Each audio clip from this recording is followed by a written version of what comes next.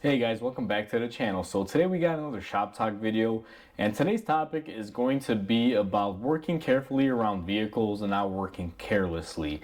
And I'll give you guys a good example of this in today's video. Now before we go ahead and begin, guys, if you guys haven't subscribed to the channel, hit the subscribe button down below and definitely smash that like button because it helps the channel out. And with that said, let's go ahead and get started on today's video. Alright guys, so today's video is going to be about carefully working on your vehicles versus carelessly working on your vehicles. A lot of you may be wondering, what does that even mean? So recently I had a vehicle in the shop that I worked on, and it had come to me from another shop. And let's just say it was very problematic. They had done some work to the vehicle that involved it dropping the subframe and lowering it. And these mechanics just either didn't care, but they basically took a bolt that was ready to snap and just reused it on the subframe, which basically would hold the engine, everything into place. And they thought that was okay. And unfortunately for the customer, this bolt wound up snapping, and it started creating a push-pull kind of situation with the suspension and was really unsafe. And they brought it into me because they couldn't figure it out. They took it to the shop that had worked on it, and they kept stating that, oh no, we don't know, it's something we can't figure out. And eventually the car came to me and I was able to figure out what was going on. So what had happened is the customer took his car in, needed to replace, I believe it was the control arms. And on this vehicle design, the control arms are actually a part of the subframe, meaning the bolt that connects the two or connects the control arm to the frame also goes through the body, and it's basically like a subframe bolt. So you have to loosen your subframe to get the control arm out and then put it back in.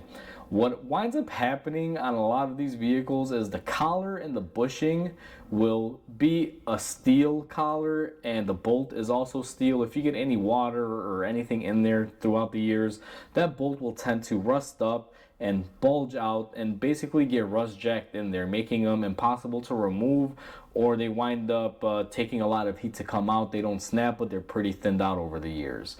And that's what had happened to this vehicle. The bolt had really just severely lost a lot of its mass, and they had gone ahead and reused it without replacing it with a proper new bolt. And as the customer was driving around, since it was so thin like a toothpick, it wound up snapping on them right after. So it held on just enough to tighten it up and everything, and then the first pothole or something, whatever the customer hit driving along the road, was able to just snap it off, and the car started having the veering issue where it was going to one side versus the other, and constantly you were fighting the steering wheel.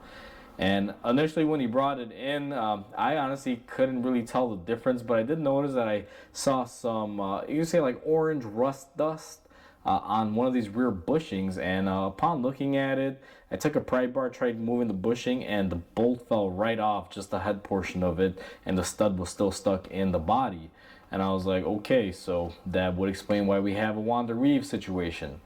And unfortunately, I didn't have that bolt. I couldn't save it to show you guys what had happened, but I have two good examples here to show you on what happens when you reuse hardware. And this is the part of the video where I basically discuss being careless versus careful. Now, I don't care whether this is your vehicle or a customer vehicle, guys. When you're working on vehicles that people are going to be in and could potentially put them in danger, make sure you're doing things properly, and don't be lazy, or don't take the approach that, oh, it's going to take too long to get something, so we're just going to go ahead and let it go down the road this way, because that's not a good thing. And clearly you could be jeopardizing not only the whoever's inside the vehicle, but anyone else on the road if things were to unravel, like which could have happened here. But fortunately in this situation, no one got hurt.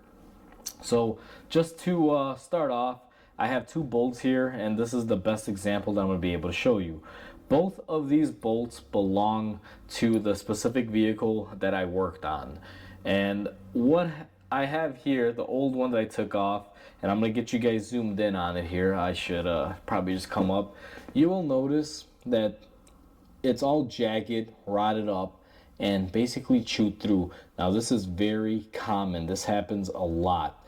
And what has happened here is just, throughout the years, all that water that's gotten in here has made this bolt thinner and thinner. And the one that I actually worked on was actually even thinner than this. It was literally like a toothpick in the center where it had snapped. And that's what typically happens. Now, if you pull out a bolt and you see it's like this, it needs to be replaced because this is not structurally safe. It is much thicker up here and then gets significantly thinner down here. And this is where they typically snap because this is where that collar would normally sit on the control arm. Very common. Versus what it should look like. Look at this thing. It should be nice and girthy, same exact thickness all around. Versus this one is really hard to show on camera, but it thins out a lot right here where my fingers are. And that's what had happened here. So if you reinstall this bolt and you let the car drive down the road, I mean, you never know how much time this bolt has. It could snap right away or it could go years, guys. But why would you do that? What I had to do was order the new bolts, and I got all of them for both sides. And it only took a day. I figured out what the issue was. I called the customer. I told them, so this is what's going on. I got to order the bolts from the dealer. It takes a day or two, and I'll have them in and I'll fix it. Customer said, okay, thank you. I really appreciate it. And it's as simple as that. I don't know why a lot of shops have the mentality that they say, oh no, it's going to take too long, this and that. For me, nothing takes too long. Now, there are situations where the bolt will break and it might take 2 days and the car's stuck on your lift. And I can understand those situations, but being a shop, you got to account for things like that happening. You can't just always be in a rush to push everything out.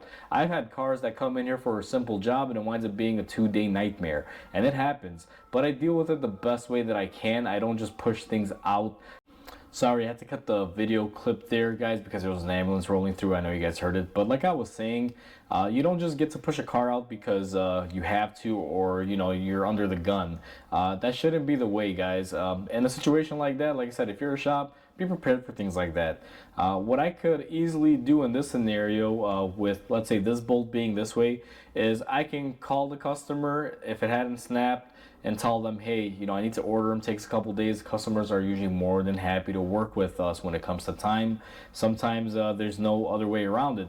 But if, let's say, that bolt had snapped on me, the car is still drivable with one being broken. I would have either put the car back together to push it out in the parking lot to wait for the bolts and then bring it back in and finish it, or you're just gonna have to deal with it being on the lift, taking the space and work on it.